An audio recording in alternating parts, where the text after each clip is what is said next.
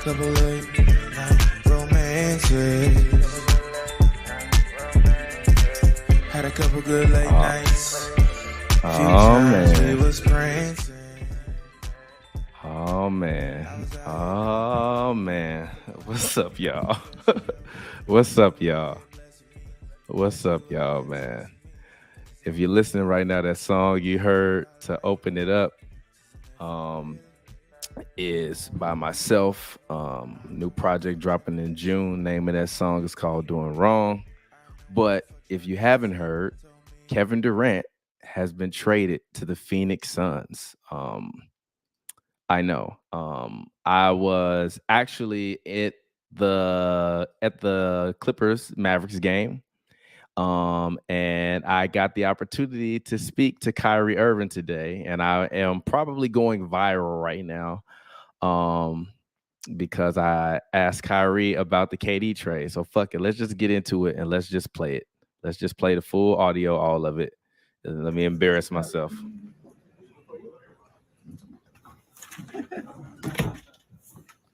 Kyrie, did you hear that KD was just traded to Phoenix?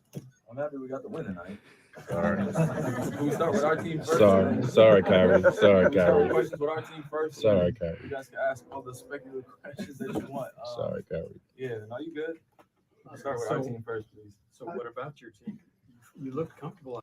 All right. So shout out to Kyrie. Now, I just want to say in fairness to myself, right? In fairness to myself,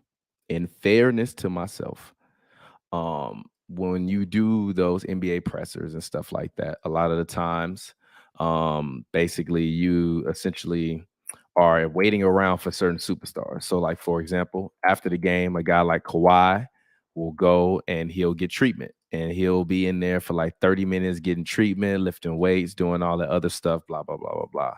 So Kyrie went to go lift weights after the game. So it was about 50 reporters in a room probably about as big as my living room, all surrounded by each other. I could barely breathe in there. There's people in there coughing and stuff. And then we all sitting there, and then all of a sudden we get the alert that Kevin Durant has been traded to the Phoenix Suns. The Woj bomb comes in, which is, if you haven't seen it, Adrian Wojnarowski from ESPN, he broke the news about an hour ago that Kevin Durant was going to Phoenix. He's going to Phoenix in a blockbuster trade deal, according to Woj. And the trade, basically, it includes Mikal Bridges, Cam Johnson, Jay Crowder, 4 first-round picks, a 2028 pick swap for Kevin Durant, and they get TJ Warren. If you all don't know, the Phoenix Suns closed a new ownership. They finally got away from racist Robert Sarver. And the new owner, I believe you pronounce it Matt Ishbia or Ishbia. I believe that's how you pronounce it. Took over the organization and basically said that the organization was going to move in a completely different way than it moved before. So pretty much that's kind of what happened. So now Kevin Durant, as you can see from the graphic, is a Phoenix Sun now, man. That's kind of crazy. You got Kevin Durant, Chris Paul, Devin Booker, and DeAndre Ayton, which actually this graphic is very disrespectful to DeAndre Ayton. Why is DeAndre Ayton not in this? Why is DeAndre Ayton not in this graphic? And shout out to y'all. Yeah, shoot, bro. I'm going to be honest with you. I'm not scared of nothing. Like, the only thing I'm scared of, my child getting hurt and being broke. But so when it comes to asking these NBA players questions, like, kind of is what it is. And, you know, I apologize to Kyrie if he took offense to it. I was not trying to be offensive to Kyrie. I was not trying to, crap on his moment or any of that stuff. Like, I don't believe in like reporters asking stupid questions, but like literally him and Kevin Durant was just on the same team 5 days ago. He gets traded fresh off a new game. KD just gets traded right after his game. I'm going every time. I'm going to always ask. It just is what it is. I'm gonna do what I have to do, and I'm gonna ask. And you know, it's unfortunate that the timing was a little bit off, because I definitely do feel like I just should have asked Kyrie about the game. And actually, I had a bunch of questions to ask Kyrie. I had 2 questions prepared to ask Kyrie. First question I was going to ask Kyrie was did you have butterflies before playing in today's game? And my second part of the question was going to be, what do you think your impact could be on the rookies and the young guys that you have on your team now that you're here? Now, obviously, Kevin Durant getting traded 5 minutes before Kyrie Irving walks into the press conference room means that I'm going to ask Kyrie Irving about Kevin Durant being traded, which is probably not the best thing to do. But, you know, sorry, Kyrie, like, I really wasn't trying to, you know, shit on your moment and ruin your moment. I actually got a lot of respect for you. I actually stood up for you during your whole documentary fiasco because I believe that you have a good heart. And that your heart is in the right place. So, you know, shout out to Kyrie, man. I mean, no disrespect and in no way was trying to diminish his night. You know, he had a great night, played a great game versus the Clippers. I believe he shot 9 of 17 from the field. He had 5 assists. He had 28 points. He played very, very well. Even Coach Jason Kidd talked about after the game, you know, specifically how he wanted Kyrie to move. And actually, I'm going to play some of those videos in a minute. But let's go ahead. Let's hop back into this Kevin Durant thing. Fans, I want y'all to drop y'all comments right now.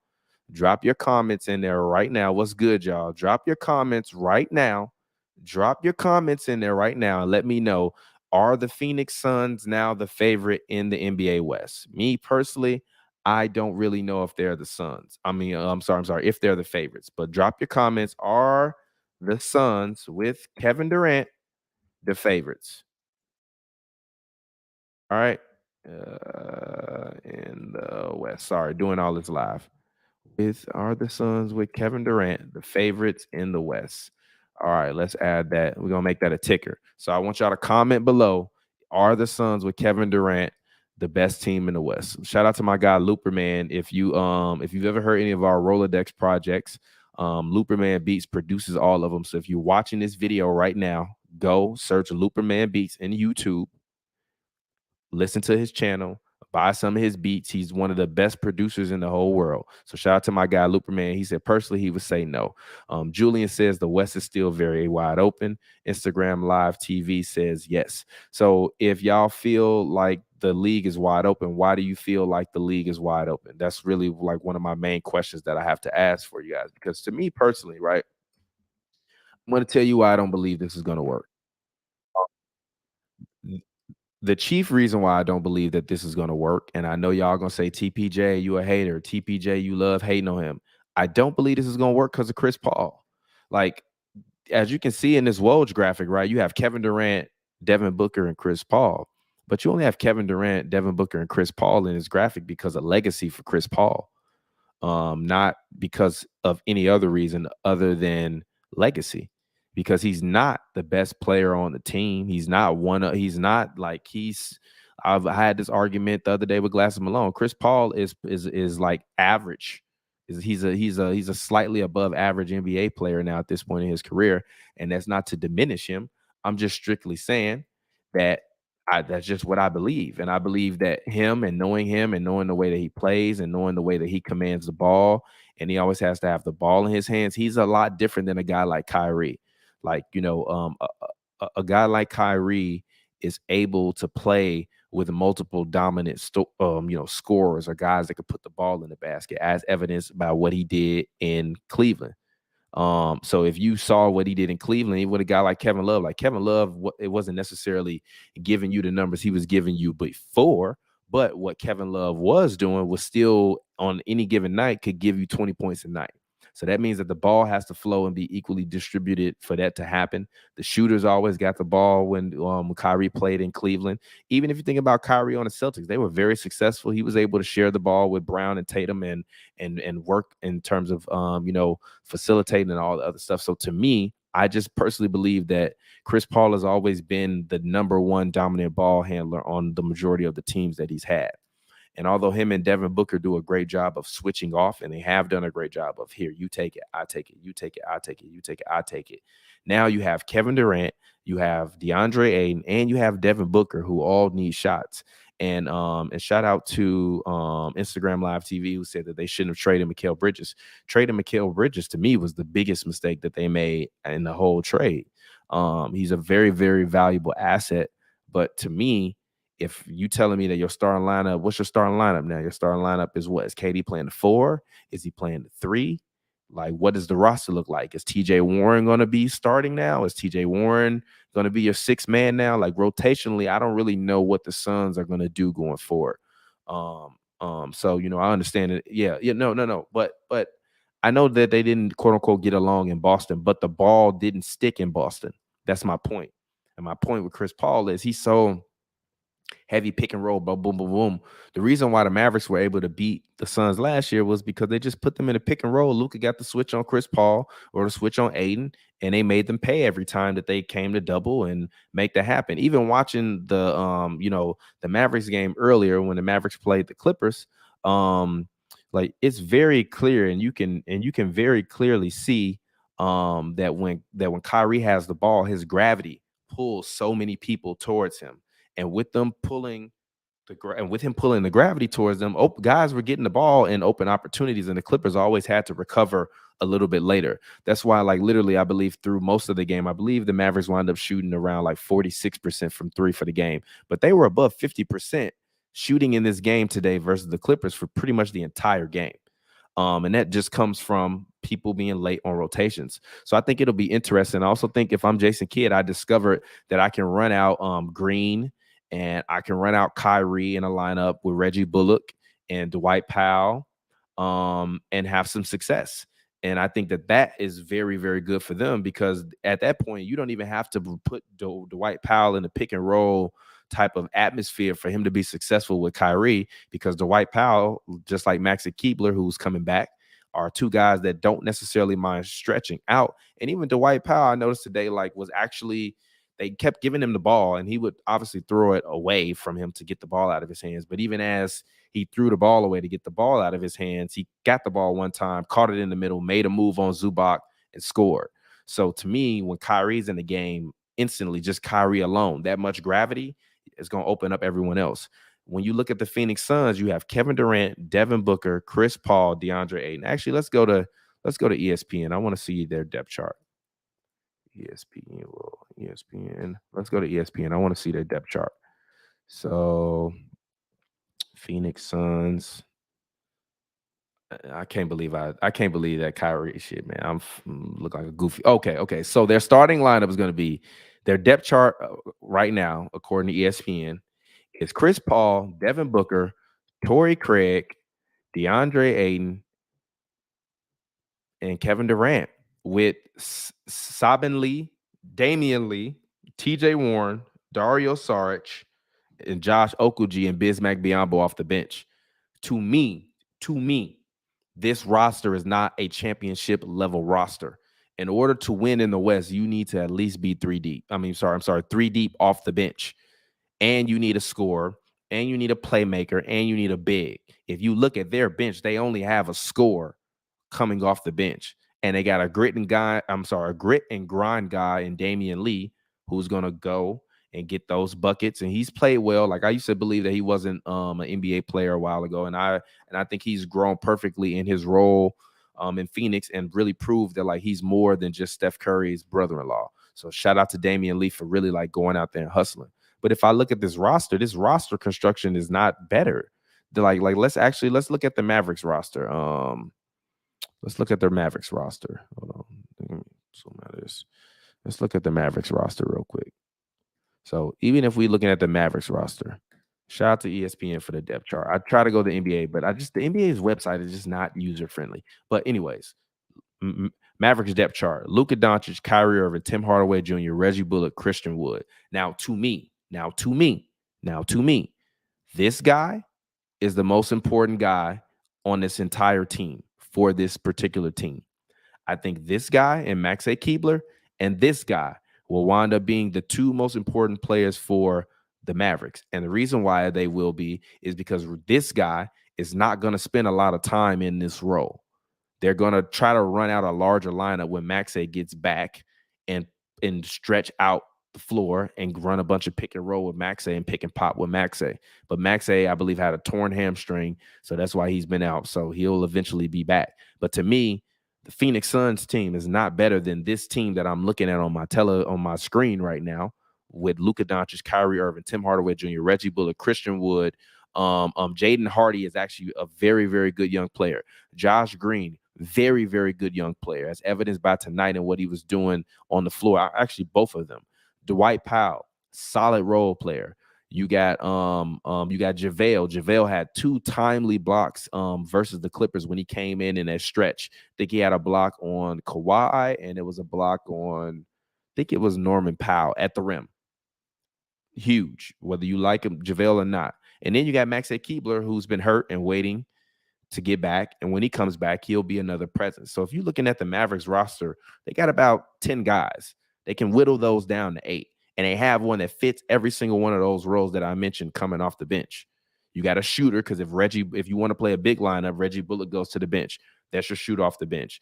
Josh Green, Jaden Hardy can get buckets off the bench. And then you got 2 bigs off the bench. And they have Markieff Morris as well, who is a very, very serviceable guy that can score, rebound, play gritty ball when you need him to do what you need him to do. Now let's go ahead and let's look at the next team that I believe that they'll probably have to deal with in the West, the Nuggets. Let's look at the Nuggets roster versus the Phoenix Suns roster. Phoenix Suns starting lineup is Chris Paul, Devin Booker, Kevin Durant, Torrey Craig, and DeAndre Ayton. Now, for the Nuggets, you have Jamal Murray, Kentavious Caldwell-Pope, Michael Porter Jr., Aaron Gordon, and the 2-time MVP Nikola Jokic. You got Bruce Brown off of the bench. You got Christian Braun. You got Concar. You got Jeff Green, who I actually like. And then Bones Highland, unfortunately, has fallen out of the rotation. But I believe that he'll probably be traded tomorrow, and then this roster will improve. But even still, you got a big off the bench. You got a shooter in Bruce Brown, or I wouldn't call him a quote-unquote shooter. You had a playmaker in Bones Highland. Yeah, and then Jeff Green is able to slide into that 4 or 5 spot for today's roster. To me, still, Jamal Murray is better than Chris Paul. Devin Booker, obviously better than obviously better than KCP. Kevin Durant, Michael Porter is better than Torrey Craig to me. So that's 2 in favor of Phoenix. Then you got Aaron Gordon, who's obviously going to lose that matchup to KD. And then DeAndre Ayton is going to get annihilated by Nikola Jokic. So to me, the Phoenix Suns don't have a better roster than them. Now let's go to the Clippers. The Clippers lost tonight versus the Mavericks. I have my questions about this roster. And I love Ty Lue. I think Ty Lue is great. I love Ty Lue as much as I love Doc Rivers when he was coaching the Clippers. But I'm looking at this team, and they're underperforming. And this is a team that can go 12, 10 deep. But the problem is you got 1 wing, 2 wings, 3 wings, 4 wings, 5 wings, 6 wings, 7 wings, 8 wings. Oh, no. I'm sorry. 6 wings. And then, and then you got Amir Coffey off the bench. Not really a wing, more power forward. Brandon Boston Jr., young guy, rookie, second year, can score. I saw Musa Diabate play today. He's a rookie. No disrespect to him, but he was getting minutes today in this game versus the Dallas Mavericks. So to me, the Clippers roster, these 2 guys are obviously enough to get the Clippers past the Phoenix Suns. But the rest of these guys, I don't know. So maybe the Phoenix Suns roster is not as bad as the Clippers, because to me, the Clippers just have too many ball handling wings. They don't have a playmaking point guard. They don't have a backup big man that can come in and rebound and play defense like a Bobby Portis or a Serge Ibaka when he was in OKC, or a David West when he was in Golden State, or like they don't have that. They don't even have a guy off the bench that can get buckets from like being a wing in the front court off the bench. Like Norman Powell is really like a shooting guard, but he can play the small forward. He's not really like a true wing. He's more of a shooting guard than a wing. So to me, the Clippers just have a bunch of wings, and I think that no disrespect to Terrence Mann, because I like him a lot, I just question their viability overall. Now let's go to the Pelicans. The biggest question about the Pelicans to me is, I think they can make the playoffs, but it depends on Zion. Now, if you look at their depth chart with Zion in the lineup, it's CJ McCollum, Brandon Ingram, Zion Williamson, Herb Jones, Jonas Valanciunas. Now, I'm taking CJ over Chris Paul this year. I'm taking Devin Booker over Brandon Ingram, obviously. I'm going to take Herb Jones over Torrey Craig. And then I'm actually Kevin Durant and Zion Williamson, to me, are about as close of a wash as you can get. But you have to give it to Kevin Durant in the edge, because Zion is still a baby and he hasn't made it and played real playoff basketball. And then if you're asking me Jonas Valanciunas versus DeAndre Ayton, I'm going to take Ayton. But if we're talking a playoff series And if I need that extra thing, I don't know if I can get that from Aiden. I think Aiden has checked out a long time ago, on his team. So to me, that's just kind of what it is. So let's move on. Let's talk some more trade deadline stuff. The Heat got rid of Dwayne Dedman, which is good. He smacked the the massage gun onto the court because he was mad at Eric Spoelstra. So he's gone.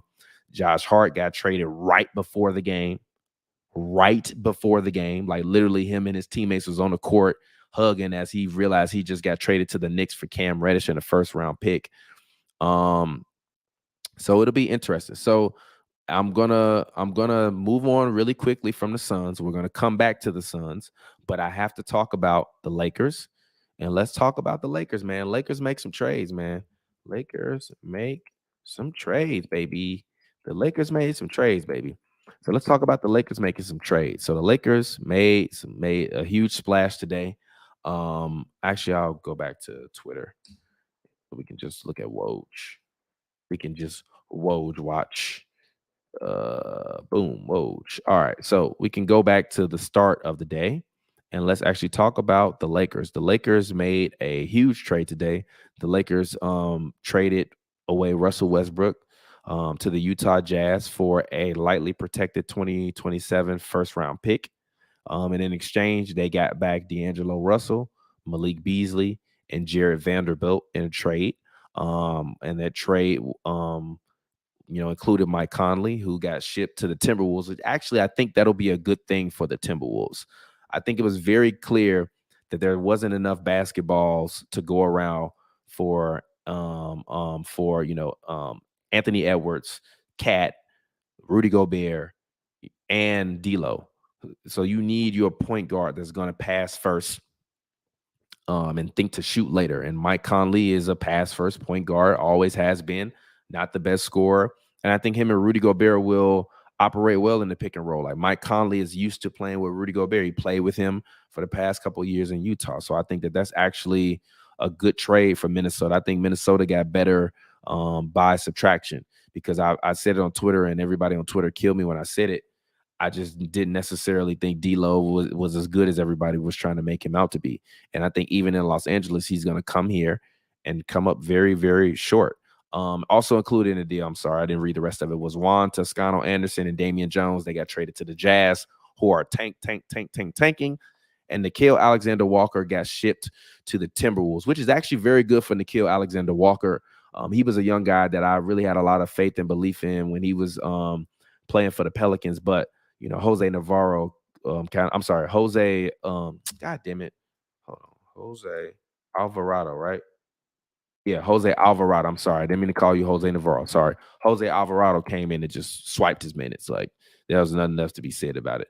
He just came through, swiped the man minutes. So it is what it is. Now, I knew that Russ was going to get traded once they leaked this report today that said that he was basically starting ruckus in a locker room. I was like, yeah, Russ getting traded today, bro. Like it's happening. I know it's going to happen. And anytime you see a leak, a bad story leak on a player, trust me, that man is about to get traded, especially when it's on trade deadline day.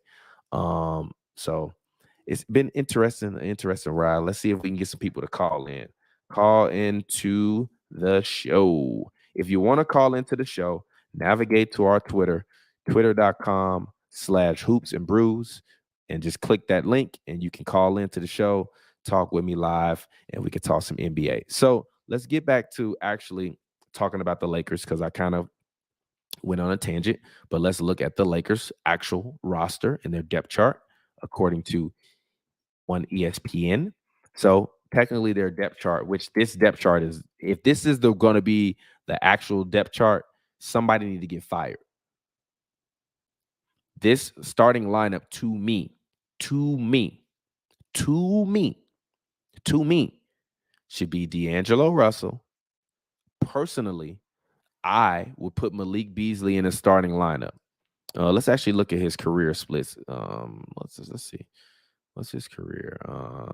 Career-wise, started in 2021 in Minnesota, a few games. But he averaged 19 when he started. To me, this is the guy that the Lakers have been missing. Someone who can actually score and shoot some threes. Like, he's a solid career 38% 3-point shooter. He can score. He can put the ball in the paint. I don't necessarily feel like he's been put in the best positions to succeed. But I think he's a solid option, and I would much rather him start than have Patrick Beverley start. I think the Lakers need to go with a completely different look than what they've been throwing out there because these lineups are not working. Okay, next up, to me, I'm not starting Rui. Rui in no way should start. Jared Vanderbilt should start. And the reason why I believe Jared Vanderbilt should start is because he is a guy that's going to go out there. He's going to give you some energy. He started in Utah. He doesn't take a lot of shots. He will shoot a three if you require it of him, but he's going to hustle, rebound, and play hard. And I think coming off the bench for the Lakers, if now your bench for the Lakers is Patrick Beverley, Dennis Schroeder, Rui Hachimura, Thomas Bryant, Lonnie Walker, and Austin Reeves, and Troy Brown, that's 12 people. Look, 1, 2, 3, 4, 5, 6, 7, 8, 9, 10, 11, 12. That's a 12-man rotation that Darvin Ham is going to have to whittle down to probably 8 or 9 for the playoffs. And to me, if you're asking me who are my 9 guys that I'm choosing if I'm Darvin Ham, obviously it's D'Lo because you traded for him. Then it's going to be Patrick Beverley because he's been on the team, and I still feel like he's usable in situational positions. LeBron, obviously. Rui, obviously. AD, obviously. Schroeder is going to be in that rotation. So that's 6. Malik Beasley, that's 7. Vanderbilt, that's 8. Bryant, that's 9. That now leaves Lonnie Walker, Austin Reeves, and Troy Brown Jr. riding the Pine Pony. And I'm sorry, guys. I love you guys. I think you guys are phenomenal people. I love Troy Brown Jr. I have nothing bad to say about him ever. He was our first NBA player to actually come on the show Hoops and Brews. Like literally the first NBA player to ever come on Hoops and Brews was Troy Brown Jr. So I have the utmost respect for Troy Brown Jr. and I want to see him succeed. But in this current situation with this current roster, if I'm choosing 9 guys to go into my playoff rotation with, Lonnie Walker, Austin Reeves, and Troy Brown Jr., unfortunately, won't make their rotation. Now, I will say this about Austin Reeves. There's been reports that the Lakers want to trade Patrick Beverley. Now, if they trade Patrick Beverley, fine. Trade him. Then you can give those minutes to Austin Reeves because I feel like he deserves those, and he's put in his time as a young Laker to do what he was supposed to do. And he's played very, very well. He's made smart decisions. He's made timely shots. He's made timely plays. He makes his layups. I fuck with Austin Reeves. I really do. But if I have to choose between Patrick Beverley in the playoffs and Austin Reeves, I'm going to choose Patrick Beverley. And I'm sorry. That's just, it kind of is what it is. So if you're asking me what I'm going to grade the Lakers trade grades, number one, when they got Rui Hachimura, I thought that was an A+ trade. This trade that they executed today, another A+ trade. But this guy, D'Angelo Russell,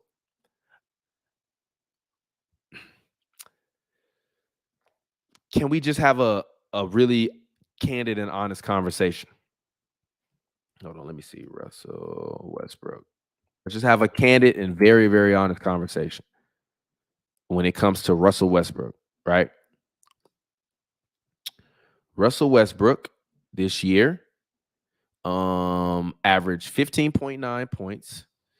He averaged 6.2 rebounds, 7.5 assists, which is 8th in the NBA in assists. And he shot 41.7% from the field goal range and 29.6% from 3 off the bench.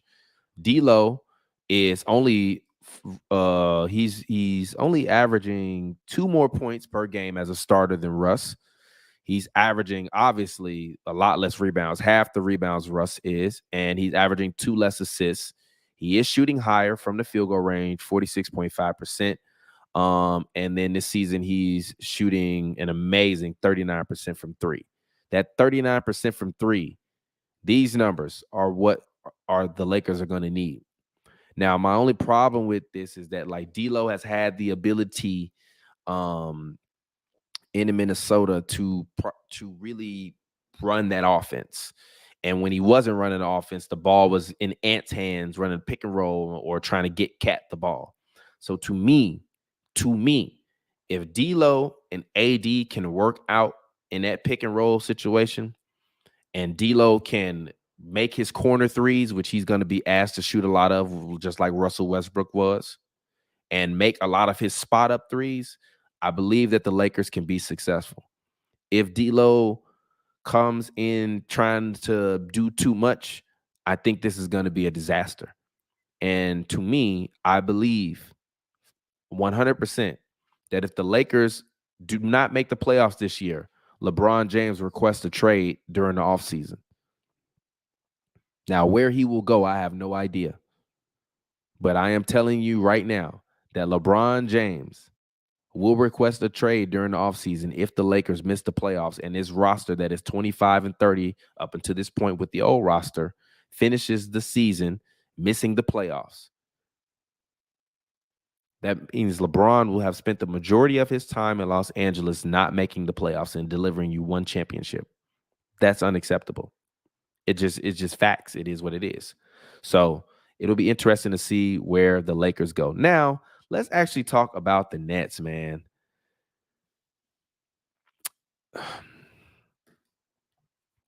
The Nets are the most frustrating franchise I can remember in I don't even know how long.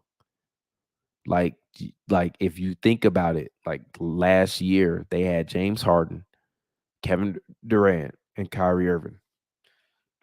Excuse me. Now this year you have Spencer Dinwiddie, Royce O'Neal, Cam Johnson, Mikal Bridges, Nick Claxton, with Edmund Sumner, Cam Thomas, Seth Curry, Joe Harris, and Ben Simmons off the bench, and Dorian Finney-Smith. And I feel really bad for Dorian Finney-Smith, man.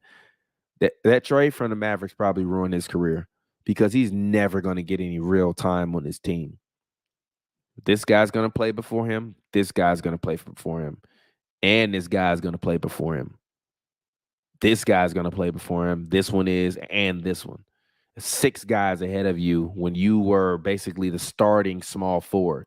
You go from being a starting small forward shooting guard combo on your team to being completely out of the rotation, listed as 3rd on the depth chart. I feel for Dorian Finney-Smith, undrafted guy that the Mavericks took a chance on. I'm praying for you, brother, and I hope that you are able to find you a good situation because I always liked you playing with Luka. I thought you playing with Luka was good. You were the one guy on the team that I would have objected to trading, but I believe that you were valuable enough to be traded for. It's just unfortunate that they traded for guys that probably have more on the court value than you. So, man, shout out to Dorian Finney-Smith.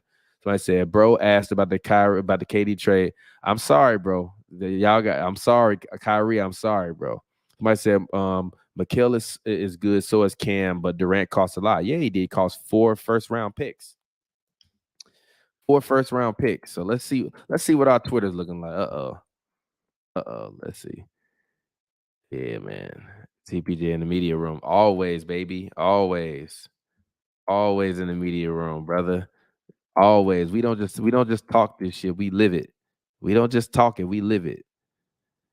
LA fans were showing Kyrie mad love after the game, by the way. But man, anyways, go ahead, drop some topics. Let me know what you want to talk about, what I should talk about next, what y'all want my opinions on. Somebody said you got a KD quote and now a Kyrie quote. Yes, sir. Yes, I do. I got a KD and a Kyrie quote. I got a Clay quote. I got a Draymond quote. I got a Steve Kerr quote. I got a Kawhi quote. I got a PG quote. I got quotes, baby. We've been out here working, brother. I don't know if you know, but we've been out here working. I've talked to Giannis. I talked to them all. And so yeah, man. Sorry, Kyrie, bro. My bad, brother. But y'all can see our mentions been on fucking fire. They been on fire, man. So shout out to y'all, man. That's a lot, but they are a super team. Who is a super team? Who are you saying is a super team, Bill? So I will say this: I believe that the most underrated trade made today was actually Josh Hart to the Knicks. The Knicks, rotationally, have, to me, always had a problem in a shooting guard role. Like, you go out, you give Evan Fournier all that money, but he can't play defense or rebound. And all of Tom Thibodeau's, guys, they play defense and they rebound. If you're playing shooting guard or small forward for Tom Thibodeau, you either better be scoring, rebounding, or playing defense. Guys like Lou Alding could do all of them. And on most of his teams, especially with the Bulls, you saw he didn't usually have a scoring shooting guard. It was usually a rebounding and defensive shooting guard. So now their new depth chart, they technically have Josh Hart on the bench. If I'm Tom Thibodeau, I run out a lineup of Jalen Brunson, Josh Hart, RJ Barrett, Julius Randle, and whoever has been started for them.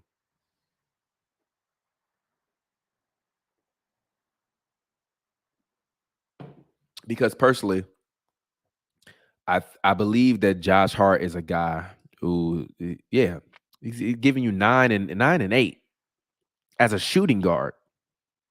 9 points and 8 rebounds as a shooting guard, shooting 50% from the field. This number is the number that's concerning if you Tom Thibodeau. But if you're going to go out there and give me 8 extra possessions a game or 8 possessions a game, hey, man, God bless you. Shout out to you, man. I really like Josh Hart to the Knicks. So, I think the Knicks need to move assets. I want Shea. How you gonna get Shea and you got Jalen Brunson? There's only one basketball, Bill. Anyways, let's move on. Let's talk actually about this. Man, I gotta find some cinematic music. Oh, all right. Okay, we got a fan in here. What's good? We got a fan. His name is MJ. MJ, what's good, Brody? How you doing? What's up, family? This is the first time I'm checking out your show. Thank you. I appreciate it. Have you dropped a comment today? Or you just I was scrolling on YouTube. I said, man, let me check him out. Because I was on a few other shows earlier. We talking about the Lakers trade. Mm-hmm. But I was talking about the Lakers trade because they didn't want to send Kyrie here because they didn't want to fulfill him. They did it for Durant because, he stayed a good Samaritan. So that's why they sent him to Phoenix. They weren't going to do Kyrie. Say, nah, we're not sending you to LeBron. Forget that. But in a way, I was telling my friends, I like the Lakers trade better. We got 3 players. We needed a defensive wing. We got Beasley that could shoot the 3. And we got D'Lo. Now, you can't double team KD no more. Mm-hmm. Because now J-Lo will hit you for 40. Yep. No, I agree. But my only question is, do you believe you could trust D'Lo? Yeah, because you could trust him now because he's more mature now. Mm-hmm. And the difference between D'Lo and the center that they had, Towns like to shoot 3. They center. Mm-hmm. Not with our center. Our center is going to punish you down low. You see what I'm saying? Yeah, I hope so. This is my only thing about it is the only thing I worry about with the Lakers is what kind of Anthony Davis are you going to get? Are you going to get an aggressive, want to be in the pick and roll Anthony Davis, or are you going to get an AD who's shooting a bunch of fadeaways like he's been doing because they haven't had any shooting on the team, so it's not any spacing? Like, how do you think the Lakers spacing improves now that you all have D'Angelo Russell and these other guys on your team? Like, do you think that the spacing will vastly improve and you'll turn on the game and not be frustrated the whole day? Now, look what you just said. Now, if we still having a problem, that's coaching. I'm going to tell you, we call him Darwin Scam because he scammed me because he's coaching like the last coach with a small ball lineup. That's why we lost 10 games. Have you noticed? We lost a lot of games by 1 or 2, a lose lead, small ball. I say, Darwin Scam, is him and Patrick Beverly having sex? Oh my God. Everybody pissed off. This nigga love Patrick Beverly. I said, this nigga killing me. So now, I hope we got one more, we got to 3 o'clock. I hope they make the trade with Bogdanovich. Trade Lonnie Walker, trade Patrick Beverly at first for Bogdanovich. That'd be perfect. Now, I'm not gonna lie. If Rob Pelinka is able to pull that off, that's gonna be crazy. Yes, that's the gonna one. be crazy because now you pretty much completely rebuilt your roster in 10 days. Thank you. Now, because we got all wings now. Mm-hmm. And then another thing that pissed me off. Now, I know you watch some of the Lakers game. That young boy, I'm a man, K-Dudes, that's that coach. What's that our offensive coach that coaches the team? What's the shooting coach? Phil Handy. Oh, man, Phil Handy get an A+. That kid from Michigan be hitting them threes. He didn't shoot like that. And he got defense, and he's still young. He's 6'6". I say, man, he's going to be a beast. That's why they didn't want to trade him. Man, his upscale is so big. Now, if I was, look, you could start Beasley. I'll bring Patrick Beverly off the bench. You can bring Schroeder and Patrick Beverly off the bench now. I'll start that kid with D'Lo and was it Rio? Rui Hachimura. Yeah, Rui Hachimura. Thank you. And and now he should be playing. He got 11. William Gable should be playing with all them guys. Now you got the kid, what's it, Vanderbilt. Man, he plays so much D. He could play D on 1 all the way to 5. Yeah, he can, and he hustles. I mentioned that earlier. He hustles and he plays defense. Yes. I think even with 80 not wanting to be the 5, to me personally, I would still start Vanderbilt, because if 80 don't want to play the 5 defensively, fine. You don't have to play the 5 defensively. Just play an offense. I'm gonna let Vanderbilt guard the big, and you just guard the power forward, and then you just on offense go down there, run the offense as a center. On defense, we'll let Vanderbilt, even though Vanderbilt's like 6'8", but it don't really matter. Draymond be playing center. He's 6'7", 6'6", something like that. Yeah. And then, because the other guy, I know you saw when they put the Gable guy in the game. Yeah. When he get our energy, 9 points. Man, he be balling. And then Darvin Scam go back to small ball. The whole LA was talking about this fool play small ball so much. I'm gonna tell you something. He finna get now. We finna see right now. He get an F. We finna see if he could coach. Because if he come back with that small ball with all these wings we got, hey, say like if you was the coach. I mean, use Rob Pelinka. Mm-hmm. I'll pull him in the room. I said, nah, hey man, you got all these 6'5", 6'6" guys, man. I don't want to see no two 6'1" guards in there. I don't want to see that no more, bro.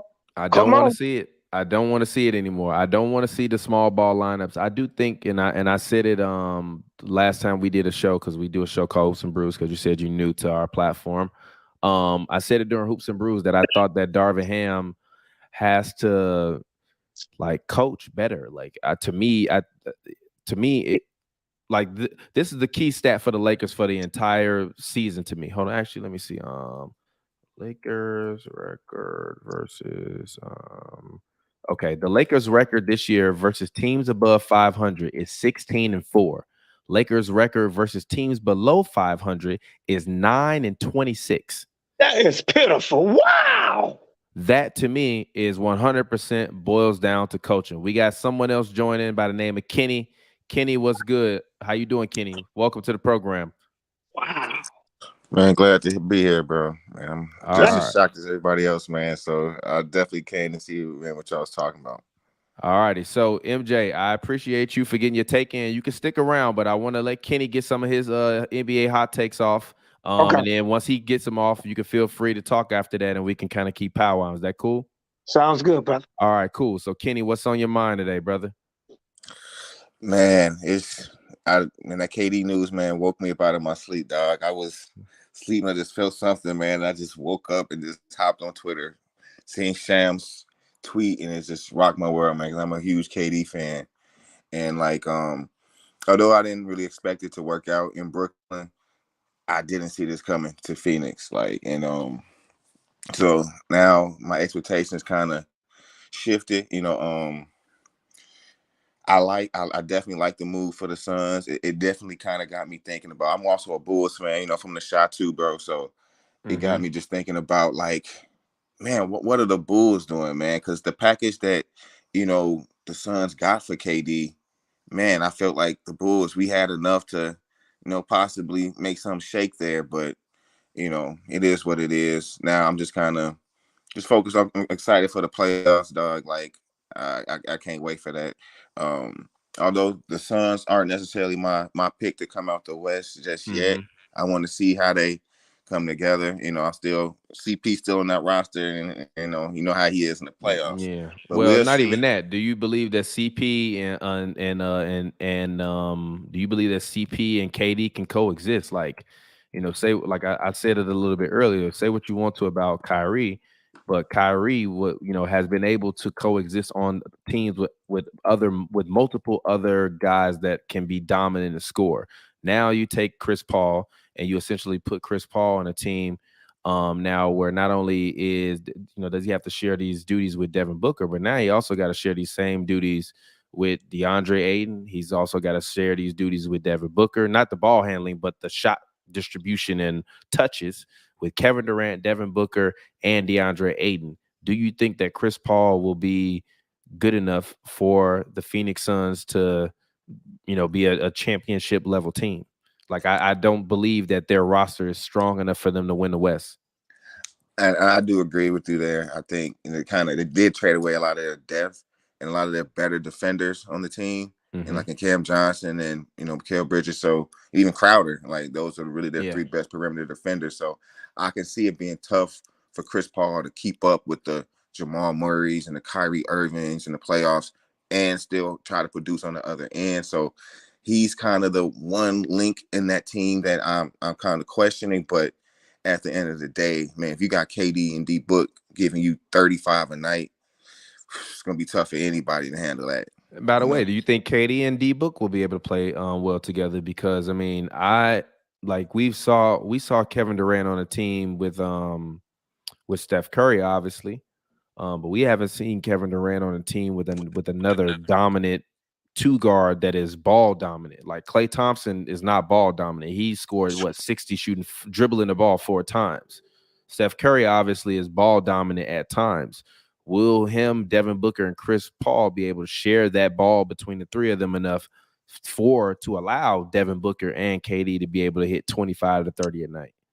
Man, I do doubt that, but I have faith in Monty Williams. He's the main reason I kind of do have faith in the Suns, because I like him as a coach, and I think if he can be able to manage those egos, like in crunch time, and I think they got a good shot, because it's going to be tough to really stop KD and Book late in the fourth, unless you do have like some elite perimeter defenders, which only teams that come to mind are the Clippers. The Nuggets got some good ones too, but yeah, I share those same apprehensions. But man, either way, I'm excited to see, man, what they can do. All right. So as far as the Bulls, we know Russell Westbrook and MJ. I'll allow you to come back in because you're a Lakers fan. Before we even talk about the Bulls, let's just talk really quickly about Russell Westbrook. Is it over for Russell Westbrook? Nah, the Clippers want to pick him up. Now, I was hearing, because I was at the Clippers game today, MJ, I don't know if you know, but I'm an NBA reporter. I literally just left the Clippers game. I actually am going viral right now on the internet because of a blunder that I had talking to Kyrie Irving today. So I was there at the game, and I heard the reporters say that the Clippers are interested in getting Russell Westbrook, and basically, John Wall is going to get bought out of his contract tomorrow and get cut. And we were talking, some of the reporters and I, about Reggie Jackson, who we feel has fallen out of the Clippers rotation. So Russell Westbrook as a Clipper sounds what to you if you had to describe it in a word? Both guys. What is both of your answer? Ooh. He played with Paul George before, but Kyrie Leonard didn't want to play with him. Yeah. But I don't know, Westbrook, they gonna put him in the starting lineup. I'm gonna tell you, I've been covering the Clippers for, I think this is our 4th or 5th year. My only caveat with putting him in the starting lineup is that the Clippers have been running a lot of like 4 wing and 1 center lineups. Like even their starting lineup now is Terrence Mann, Paul George, Kawhi Leonard, Marcus Morris, and Ivica Zubac. If you put Russ in that starting lineup, I don't really think that that's bad because Russ is going to push the pace and be able to get the ball in more pick and roll situations for Zubac. My only issue with that is that I believe that the Clippers' most successful lineup can be Russell Westbrook, Luke Kennard, Paul George, Kawhi Leonard, and Zubac, because you need another shooter. So that way, if Russ is just in the corner, you still have other shooters on the floor besides Russ. Thoughts? Man, I do question, like, what could Russ add, like, that, like, you necessarily getting from Reggie Jackson or from John Wall? Like, you know, I do agree with Russ. Consistency. I love Reggie Jackson, but my biggest criticism of Reggie Jackson over the past however many years has just been, he is not consistent. And it's just facts. He's not like game in, night out. Reggie is just not consistent, or as consistent as you need him to be able to execute and win and play like championship winning ball.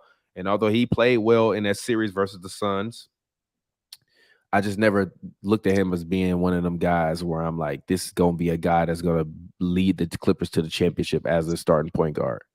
You're right. Now, there's 2 other teams that want him, the Bulls and Miami. Yep. So now let's actually talk about the Bulls. I'm from Chicago, Bulls fan, love the Bulls. I had all of my Bulls friends tell me that Ayo Dosunmu was going to be the answer. And, we don't need Lonzo Ball. Forget Lonzo Ball and his knee because we got Ayo Dosunmu. We got Ayo Dosunmu. And I love Ayo Dosunmu, Chicago kid, not trying to disrespect him or disparage him. But I believe it's still a little bit too soon before his time for him to be ready to take over a playoff contending team as the point guard.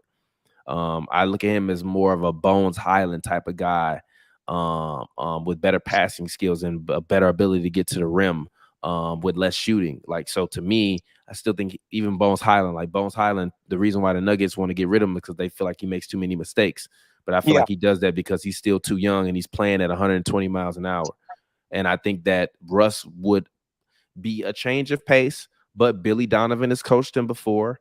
And let's just be honest about the Bulls. Like, I mean, if you need guys to shoot the ball, Vucevic can, Vucevic will gladly stand out there and shoot threes, and so will Zach LaVine. Yeah. So, versus the Lakers, right? You just got LeBron that's pretty much shooting 10 threes a game, and nobody else is really shooting that many threes. So I think Russ would be a decent fit on the Bulls. What do you guys think?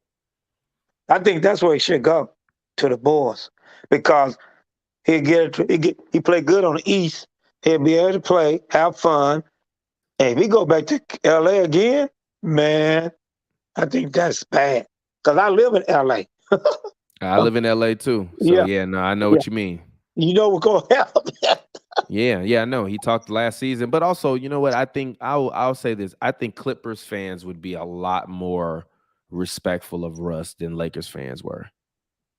Yeah.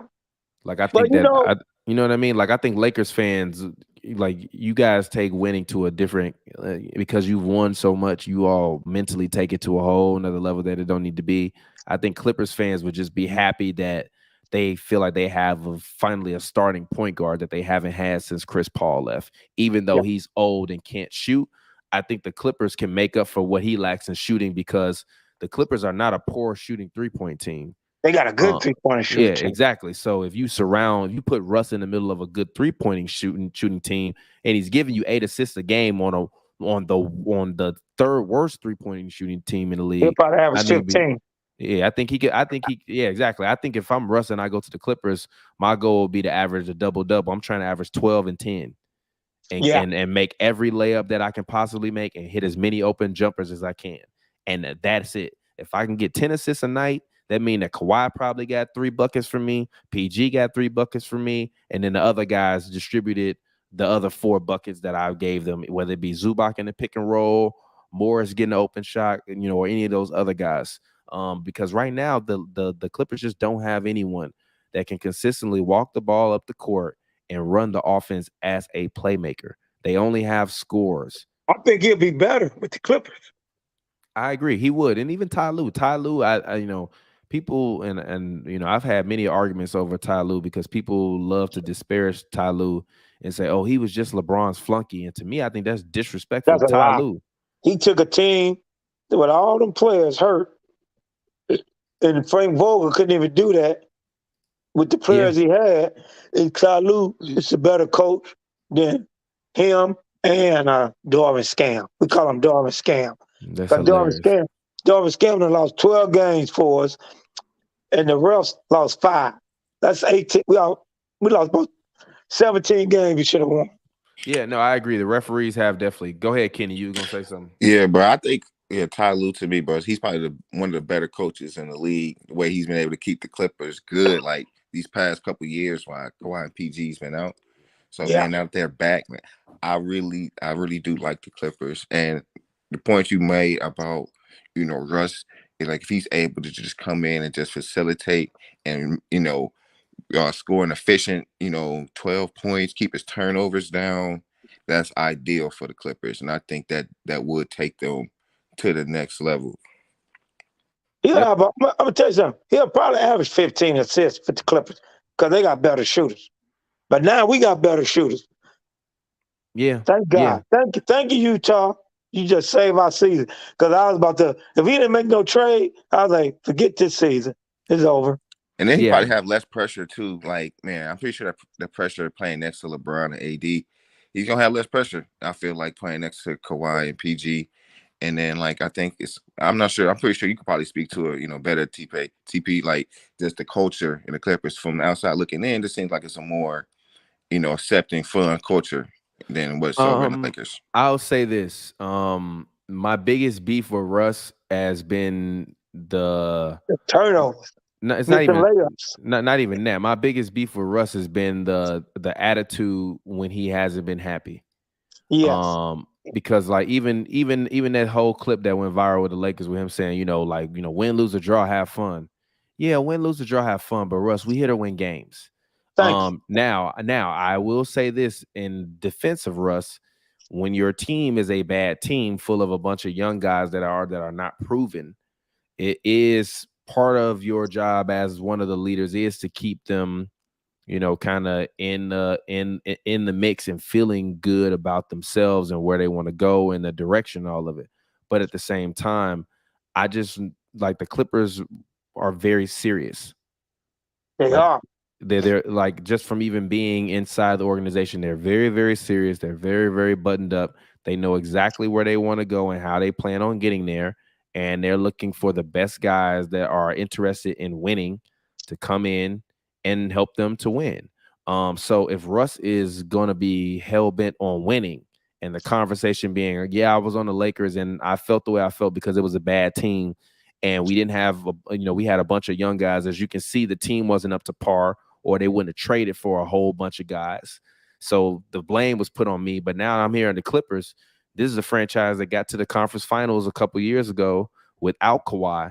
And now Kawhi is back. Now we got Norman Powell. Now we got Robert Covington.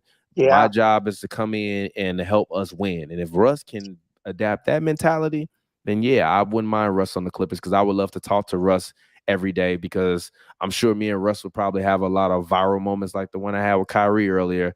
But yeah, so, but I think it'll be interesting to kind of see where things go specifically, for Russ, because I said it a few years ago. I said that I thought that that the NBA was going to take Russ and turn Russ into Carmelo Anthony.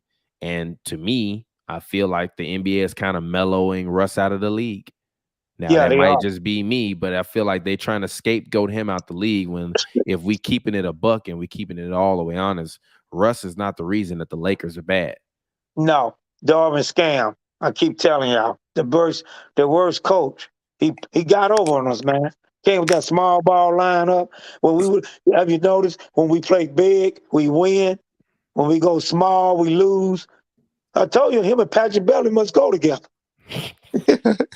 Yo, but let me throw another name out there for you for the Clippers. Go ahead, bro. Kenny. What you think about D Rose for the Clippers? I seen the Knicks are, they looking to trade him too.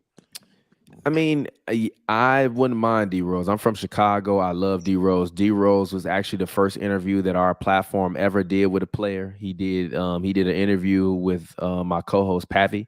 And literally he gave us an exclusive. He told us that he like changed his entire shot form from before he was hurt.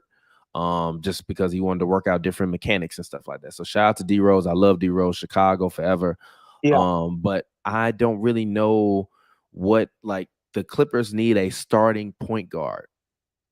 They don't need or I'll put it this way. The Clippers, if they not gonna get a starting point guard, they need a point guard that cannot start but play starter minutes. Meaning that you can run that larger wing lineup with Terrence Mann out there, but instead of Terrence Mann playing 30 minutes a game or 25 minutes a game, he's playing 15 to 20, and Russ is playing the other, 25 to 30 minutes in that ball game. You get what I mean? Like, to me, D Rose is only going to be able to come in and give you about 15 to 20 minutes a night with his current health. So I don't really know how much that makes the Clippers better unless they get D Rose and someone else. Now, if you're telling me we're going to swap D Rose and John Wall for, if you're telling me we're going to swap John Wall and Reggie Jackson for D Rose and Russell Westbrook, I would say, yes, that's a good move for the Clippers because Ty Lue will figure it out. And Ty Lue has also coached D Rose when he was in Cleveland. So they're gonna trade. They're gonna get rid of Jackson too. Reggie's kind of fallen largely out of the lineup now. A lot of it has been due to his health and him being hurt, but also he just hasn't been playing as good a basketball as they need him to. And the Clippers kind of ran him into the ground a little bit over the past couple years when Kawhi and PG got hurt. Like, they just kind of threw it all on him, and now he's kind of falling out of favor with them. As you can see, like he hasn't been playing nearly as much as he used to, and he doesn't start anymore at all. Like, he's not in their main rotation. So yeah. Well, when they play the Lakers, they play like they're all stars. I mean, yeah, because you got to. That's everybody. I mean, and also they've been everybody's little brother. Man, you know what I mean? It's like, I mean, I got three younger brothers, and they all taller than me now. You best believe once they got taller than me, they tried to let me know they was taller than me, and I had to say, hey, I don't care how tall you are, I'm still your older brother. I'll knock you upside your head. Because I'm from East St. Louis. Okay. So I got a lot of family.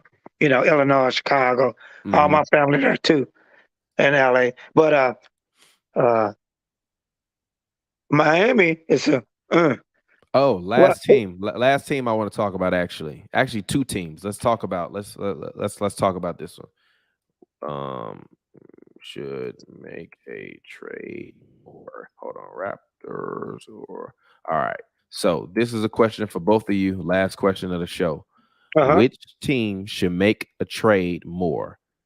Which team do you want to see make a trade more? The Raptors or the Miami Heat?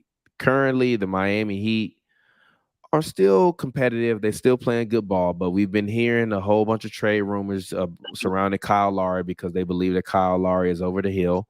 I've heard Jimmy Butler's name come up a few times in conversation. The Heat are only 6th right now in the Eastern Conference, which obviously with the Nets' new roster, they're going to drop completely out of playoff contention, which I actually think the Wizards might make the playoffs this year. But if we talk about the Heat or the Raptors are currently in the play-in. I have been hearing a lot of people saying that they're thinking about completely rebuilding and trading away Siakam and Anunoby. Which team do you think needs to make a trade more, the Raptors or the Miami Heat? This is a question for both of y'all. Miami. Yeah, Wow. I agree, Miami. They should go on and get Siakam. For who, though? You got to give up something big for him. Get them young boys that can shoot away.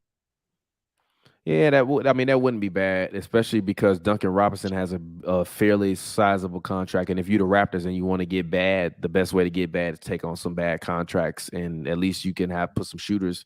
Because also, I don't believe that the Raptors are going to be bad for long if they are bad. I think the Raptors are going to have a Cleveland Cavaliers kind of tank where like LeBron, I'm talking about the second time though. Like when LeBron left the second time, the Cavs were really bad for like 2 years, and then they were right back immediately competitive, pretty much as of last year. And then obviously this year they got one of the best teams in the league. So I'm not upset with that. Be killing them. Yeah. I used to live in Vancouver. The taxes. They live in Toronto. The tax in Canada is really? It's like LA. It's like LA and Chicago. Yep. Oh yeah, trust me. I know about LA taxes. Yeah. Even worse. Oh really? Really? I didn't know that. That's interesting. That's why he don't want to play on them big contracts. So we might get what's the guard, 6'5" guard that can shoot? Trent. That's who we wanted. The Lakers want him. Yeah. I'm not gonna lie, y'all. If Rob Pelinka is able to flip Gary Trent Jr. or Bogdanovich before the trade deadline, I want you and every other Laker fan, because I know you done said something bad about him over the past 2 years. I know you. I ain't even met you before, but I already know you have. All of y'all owe him an apology if he's able to pull off one of those massive trades. But MJ, no, go ahead. I'm like a conservative. I get mad, but I don't lose my mind because you still got because my team is the Cowboys. We go through this all the time. The Cowboys and the Lakers, same way. At least you got one team that win. My team win, but my coaching. Now, look. Before we go back to basketball, let's talk about Super Bowl. Who gonna win the Super Bowl? I'm going for Kansas City. I hate Philadelphia. Go ahead, Kenny. Who you got? See, I'm rolling with Philly, man. Philly. I'm going with Philly. Just because I got a homie who loves the Eagles.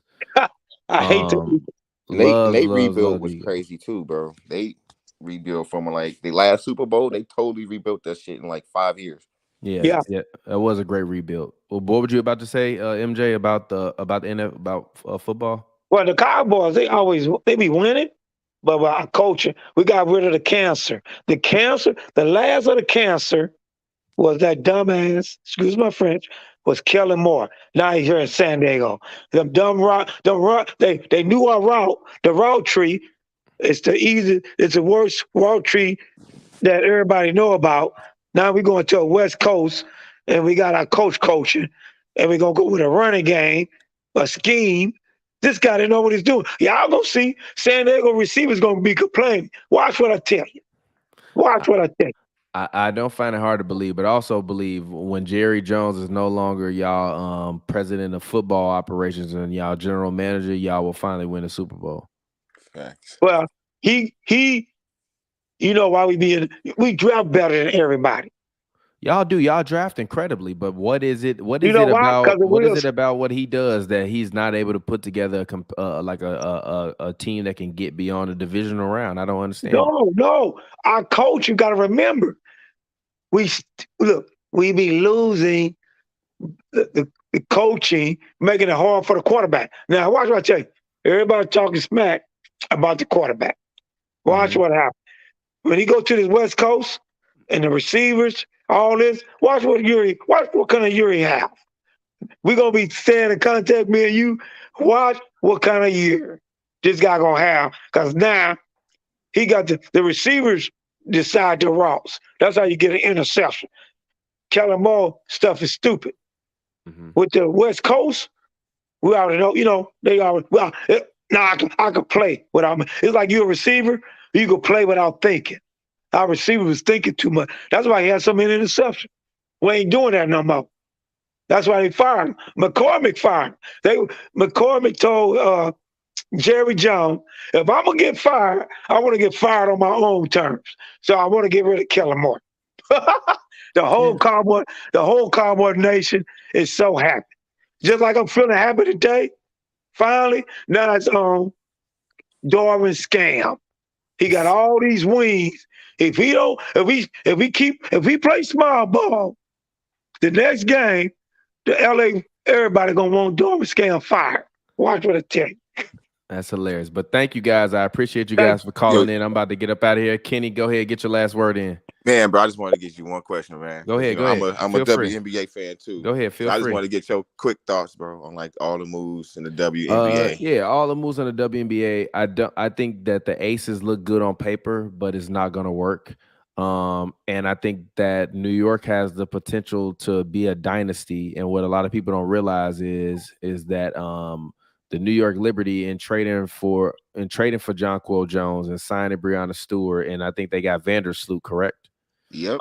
In doing that, they played together in Russia on the same team. Like Breanna, like the lineup was literally like Vandersloot, Jonquel Jones, Breanna Stewart, and whatever. And then once all that stuff with Brittany Griner happened, obviously that team wasn't what it was. So they're literally just rebuilding the team that they have and that they play with over in Europe and in Russia, in the WNBA. So whereas the Aces, they're really just trying to, sustain. And I think Candace more than anything is ring chasing at this point in time, because I think she knows, and I have some inside sources, that basically was, telling me that she's kind of at the point finally where she's contemplating retirement, and she just want to try to win another ring before she can. I agree, and I think, like I said, I don't think it's gonna work out like people think with the Aces, because it's a lot of shady stuff going on with the organization. I've seen like the owner under investigation, seeing how they did the Erica Henry. I ain't really been feeling that. So yeah, I'm rolling with with New York, and like I like the team they building because they still got Dee Richards coming off the bench. So like I think New York is gonna surprise a lot of people. But yeah, that's it. But I just wanted to get your thoughts on the WNBA. I think the Aces made some good moves, but honestly, to me personally, I think that if you are in the WNBA and you're looking at the Aces and you're looking at the New York Liberty as being the cream of the crop, I would say just wait. We just got to see. I need to see. The only team that I know for a fact will be able to play well with their roster currently constructed the way that it is the Liberty. And that's because I think 4 of the 5 women in the starting lineup played together on the same team in Europe or in Russia. As far as the Aces go, I have no idea. Are the Sky going to be anything at all competitive with the remains that they have after Candace Parker and Vandersloot leave? Will Seattle still remain competitive because they still have Howard, don't they? Yeah. So they still have Natasha Howard.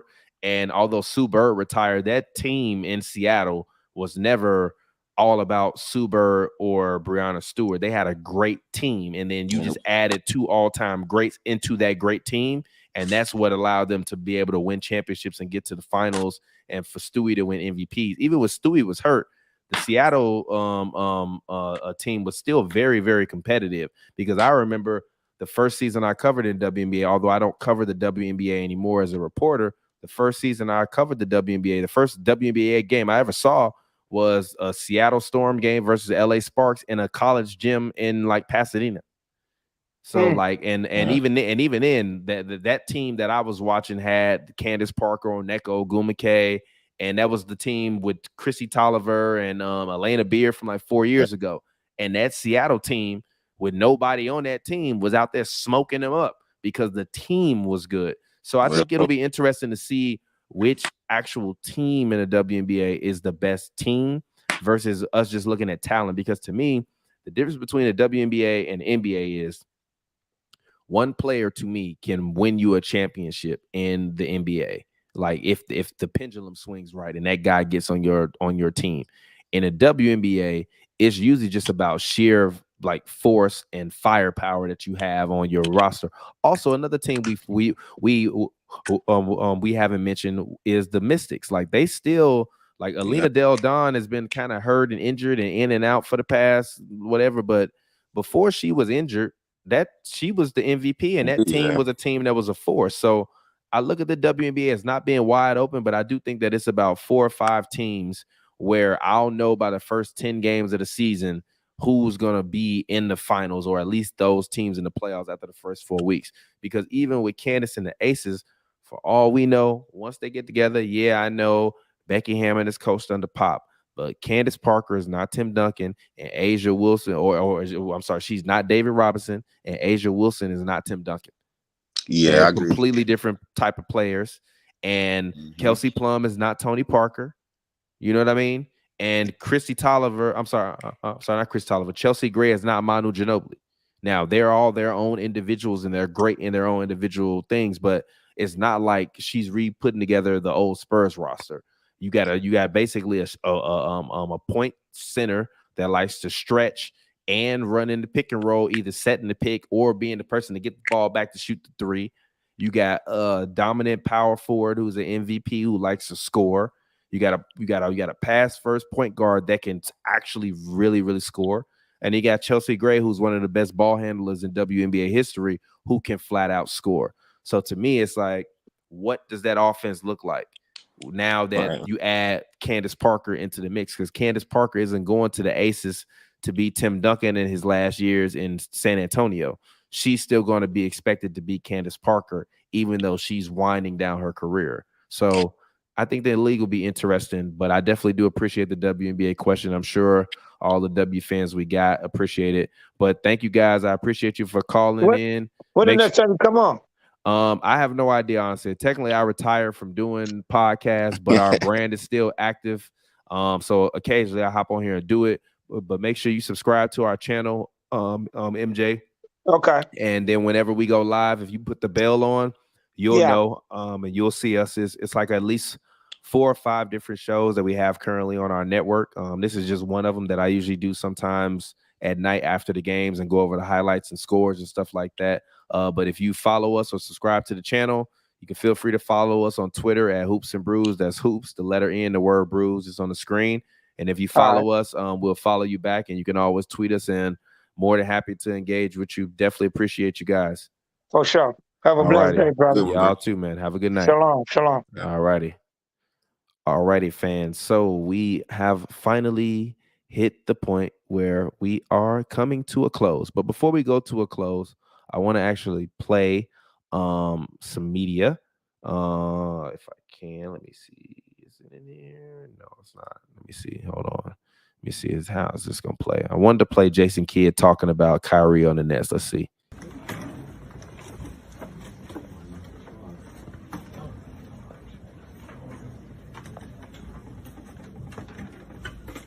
And now it's only gonna pop up in the middle of the screen. I thought it was like gonna make another video. But main thing I wanted to say to close this out is that the Mavericks are the biggest anomaly in the NBA right now. And they're the biggest anomaly in the NBA because they have, to me, 2 of the top 15 players in the league on their team. One guy's top 5, one guy's top 15.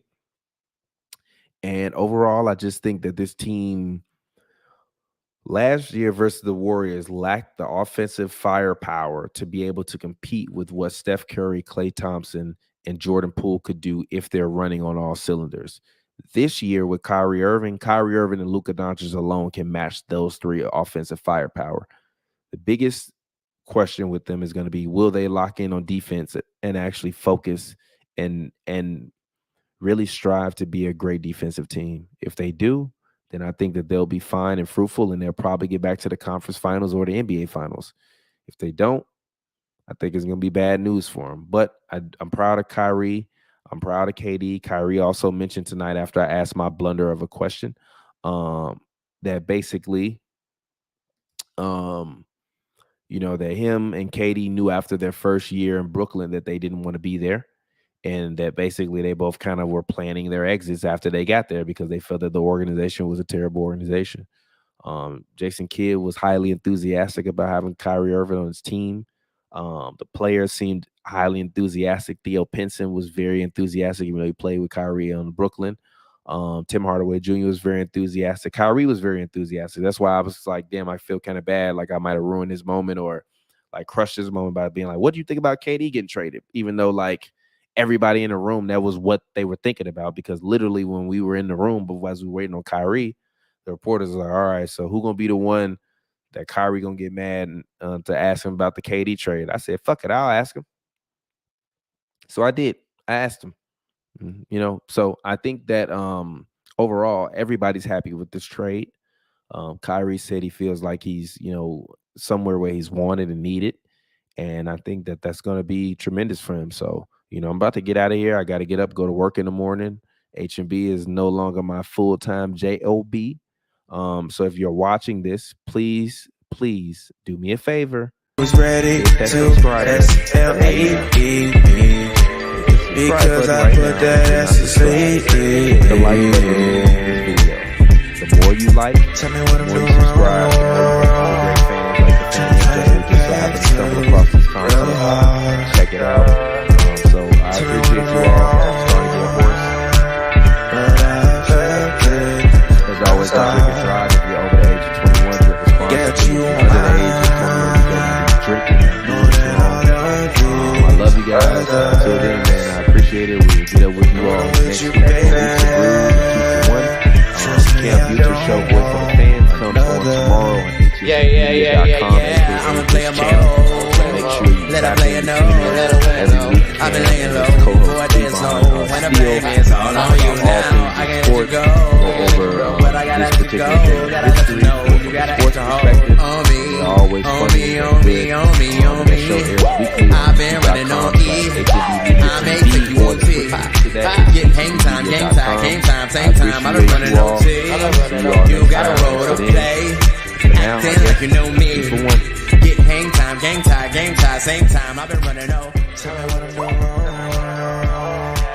Trying to find it back to your heart. Tell me what I'm doing wrong. But I felt it from the start. Get you on